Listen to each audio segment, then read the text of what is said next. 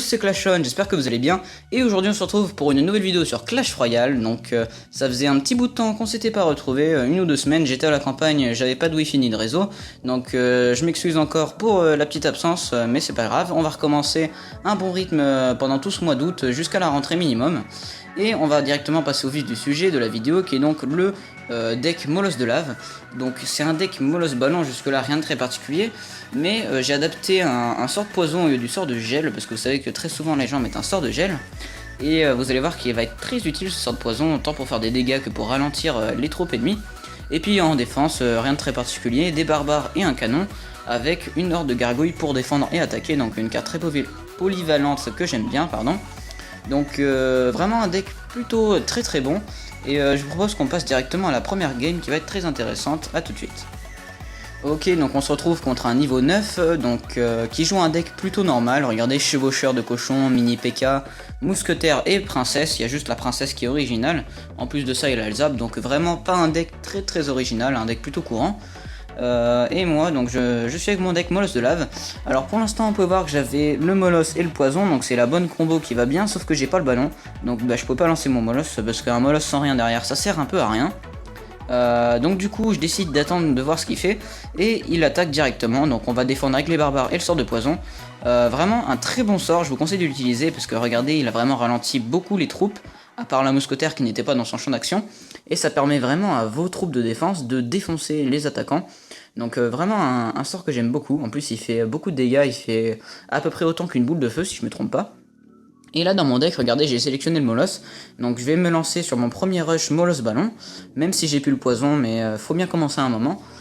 Donc c'est parti, on attend un petit peu que le Molosse avance, parce que regardez, si j'avais mis mon ballon directement, j'aurais plus d'élixir pour défendre son chevaucheur de cochon, et là ça aurait été la grosse misère.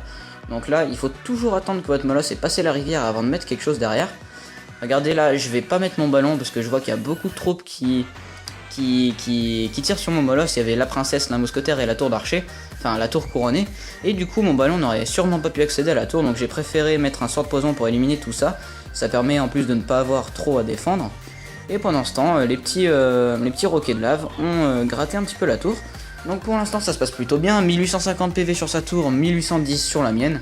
Donc pour l'instant pas d'inquiétude à avoir, même si c'est un deck que je testais.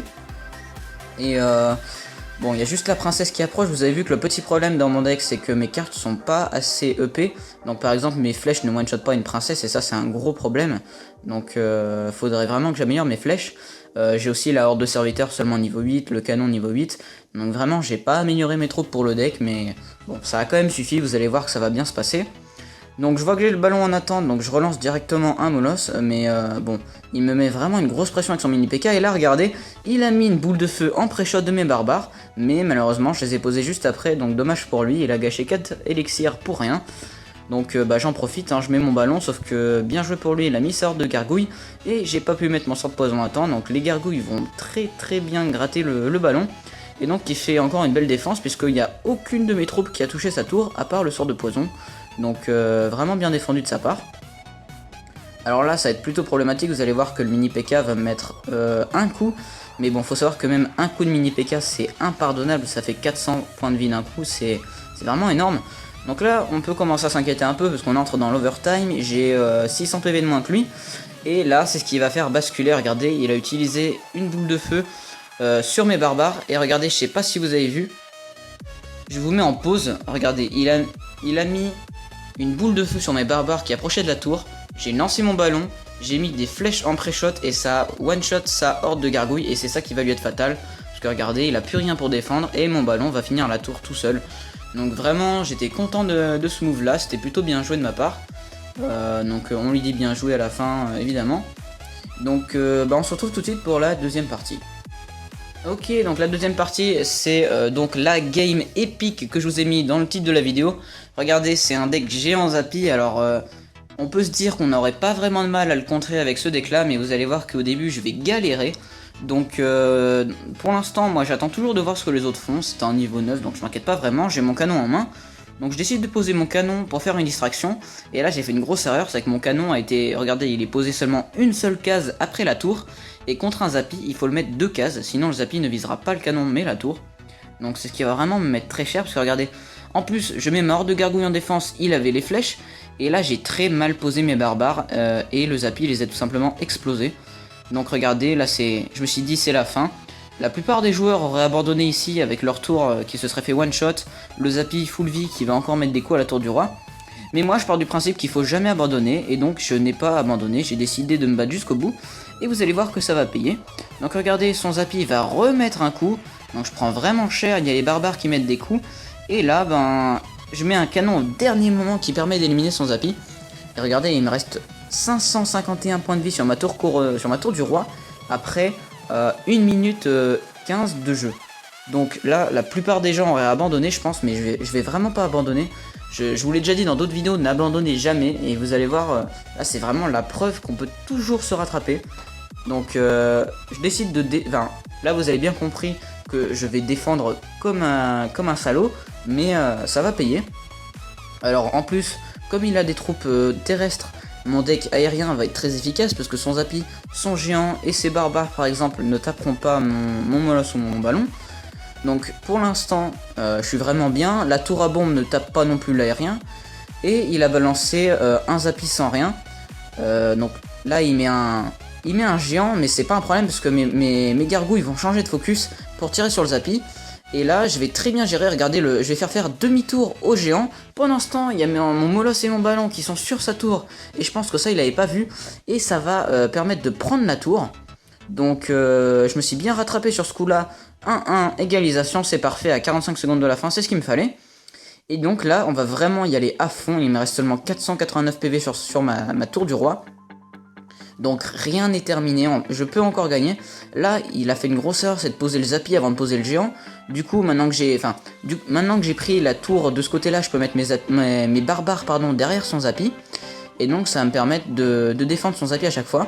En plus, le géant est très bien ralenti par l'extracteur.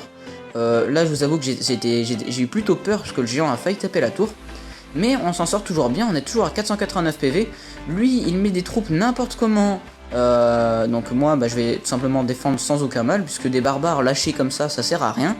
Regardez, il essaye de finir ma tour avec ses flèches et son zap. Là à mon avis je pense qu'il doit regretter de ne pas avoir de boule de feu. Parce que vraiment avoir la tour du roi ennemi à 338 PV ça doit être vraiment rageant. Et là regardez toutes les troupes qu'il y a, je décide de lancer un molosse pour protéger tout ça. Et ça marche, regardez, le molosse tank pour les minions. Et puis là ça va être un carnage. Regardez, il y a son Zappy en bas qui arrive. C'est très serré mais heureusement, regardez ça. Les flèches parfaites au 10e de seconde. Le Zappy allait tirer mais heureusement j'ai réussi à le contenir.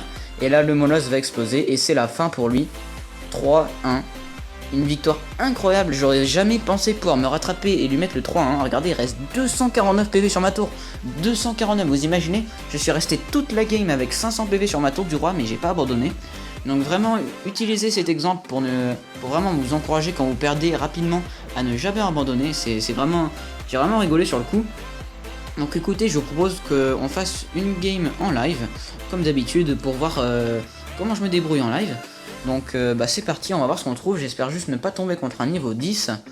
Voilà, un niveau 9 c'est parfait. En plus il a plus de trophées que moi, donc c'est tout bénef. Et on commence plutôt bien puisqu'on a le ballon et le molosse. Donc on pourra lancer une petite combo, mais je préfère attendre de voir ce qu'il fait. Alors on va attendre un petit peu. Il lance un sorcier de glace. Donc je vais encore attendre parce que j'ai mes barbares pour défendre, donc je préfère ne pas utiliser d'élixir pour rien en attaque qui serait gâché. Là je pense qu'il va mettre un chevaucheur de... Non, il met un mineur. Donc il joue un deck mineur, c'est bon à savoir. On va défendre son mineur avec les barbares si possible. Voilà, donc les barbares ont fait demi-tour, c'est parfait. Et là on va commencer à attaquer directement avec le molosse de lave, je pense. On va ignorer son géant royal, ça va être une grosse erreur je pense. Mais c'est mon seul moyen de défense pour le moment. En fait on va essayer de rusher sa tour à lui aussi. Et on va bien voir comment ça se passe. Donc écoutez, là c'est parfait puisqu'il y a la tour d'archer qui vise les petits serviteurs. Mais évidemment quand je dis ça, elle arrête de les viser. Et on va mettre un sort de poison sur la tour couronnée. Et comme ça va peut-être permettre de prendre la tour assez rapidement.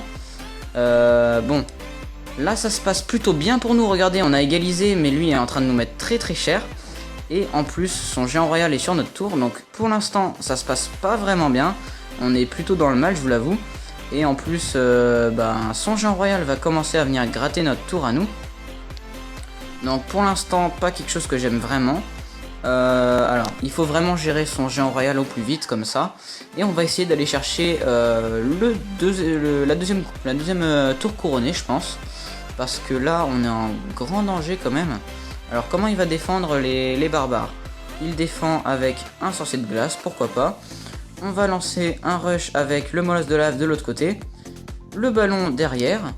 Et il envoie un mini P.K. Donc on va gérer son mini P.K. avec l'art de serviteur.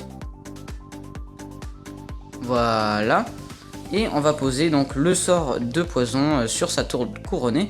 Et ça va permettre de gérer tout ça. Sauf qu'il nous lance un gros push là. Et je pense que malheureusement il va nous faire le 3 étoiles. Parce que là on n'est pas en mesure de gérer tout ça. Donc bon. Il va nous mettre le 3-1, c'est dommage, GG à lui, on peut pas toujours gagner, je vais pas couper ça au montage, hein, je peux pas que gagner. Il faut bien que je vous montre les défaites aussi. Mais bon, contre la bête noire de ce deck, c'est vraiment le deck géant royal. J'ai pas très bien géré, c'est vrai, mais j'avais pas les cartes pour gérer son géant royal, j'avais pas les barbares ni l'heure de gargouille. Donc écoutez, j'espère quand même que vous avez vu que ce deck est plutôt bon. Pour ceux qui ont le molosse de lave, je sais que vous n'êtes pas beaucoup, mais ça peut vous faire un deck plutôt utile et sympa. Je vous conseille vraiment de l'utiliser. Il y a de la défense, de l'attaque, il y a vraiment de tout, il est polyvalent. Et en plus, le sort de poison fait vraiment des merveilles. Donc j'espère que ce petit fail à la fin ne vous mécontentera pas et que vous aurez bien compris l'intérêt du deck.